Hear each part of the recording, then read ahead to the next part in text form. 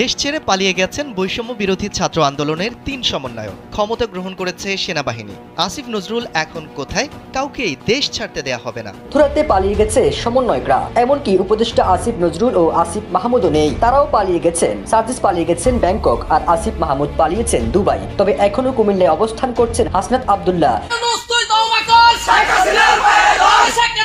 কয়েকজন উপদেষ্টাও আমরা শুনতে পাচ্ছি যে তারা বাংলাদেশ থেকে পালিয়ে গেছে ব্যাংককে। এখানে প্রায় 4 জনের নাম বলা হয়েছে। স্মরণকালের সবচেয়ে বড় সমাবেশ করতে যাচ্ছে আওয়ামী লীগ।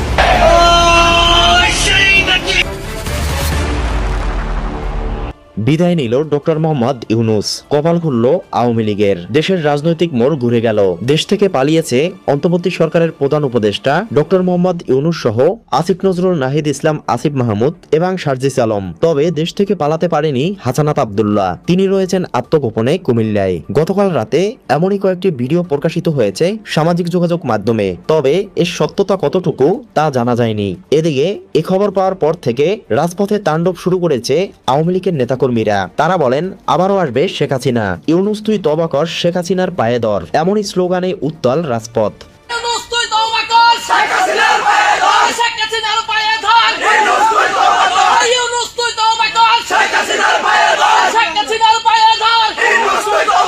প্রিয় দর্শক, এ বিষয়ে আপনার কি মতামত জানিয়ে দিন কমেন্ট বক্সে। এছাড়া ভিডিওটি ভালো লাগলে একটা লাইক দিয়ে চ্যানেলটি সাবস্ক্রাইব করে পাশে থাকুন।